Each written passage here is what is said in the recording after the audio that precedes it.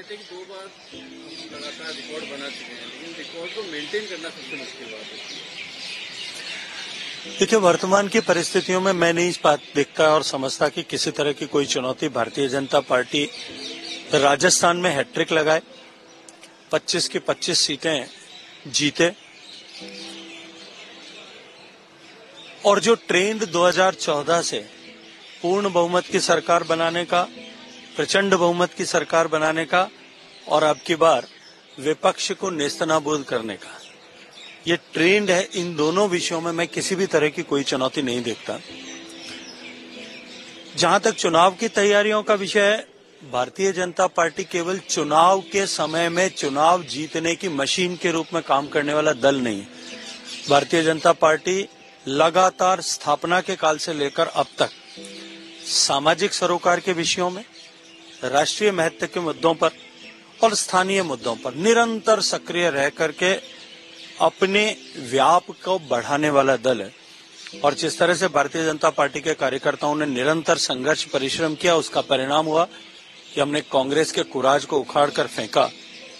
और उसी भरोसे और आधार पर मैं कह सकता हूं कि माननीय प्रधानमंत्री जी के नेतृत्व में जिस तरह से देश को बदलने का काम हुआ है, भारतीय जनता पार्टी एक बार फिर प्रचंड बहुमत के साथ में सरकार में आएगी।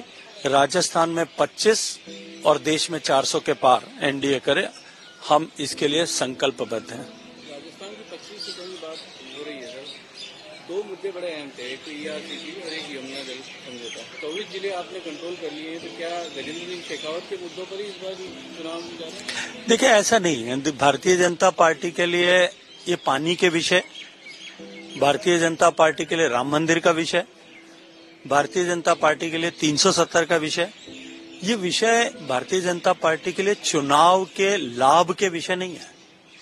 इस चुनाव का लाभ इनसे मिले, अपरोक्ष रूप से मिले, ये संभव हो सकता है, लेकिन चुनाव में लाभ के लिए इन विषयों पर काम करें, ऐसा नहीं है। हमारी प्रतिबद्धता है कि हम जीवन में परिवर्तन लाने के लिए काम करें। हमारी प्रतिबद्धता है कि हम संसाधनों का अधिकतम उपयोग किस तरह से हो सकता है, इसको सुनिश्चित करें। हमारी प्रतिबद्धता है कि हम सामान्य मानवी को मूलभूत आवश्यकताओं की चुनौती से बाहर निकालें। हमारा संकल्प है कि हम देश को विकसित बनाएं और हमारा लक्ष्य है कि हम भारत को विश्व का समृद्ध, संपन्न, शक्तिशाली देश बनाएं। तो जल शक्ति मंत्री आप हैं, मिलना तो उतना मिलेगा नहीं, और ऐसा क्या कारण था कि जल शक्ति मंत्री वही है, केंद्र सरकार वही है, केवल राज्य सरकार बदली और ये दोनों योजनाएं बराबर पे?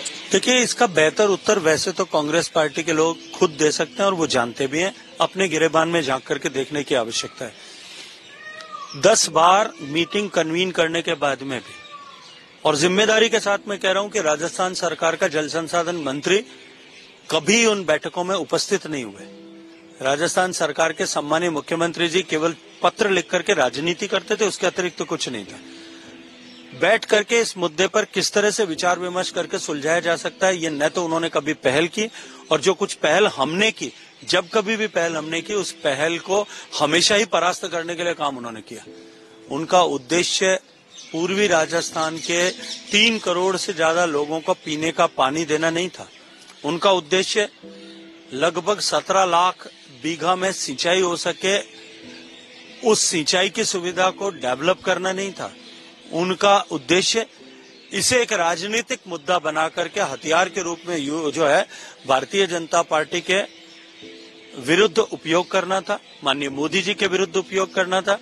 मुझे तो उन्होंने पता नहीं कैसे कैसे विभूषणों से आभूषित किया था, लेकिन मैंने चुनाव के पहले भी कहा था कि ये जो ब्रह्मास्त्र उन्होंने पैदा किया और ये जो भस्मासुर उन्होंने खड़ा किया है, इस भस्मासुर की अग्नि में वो खुद जल करके राख हो जाएंगे।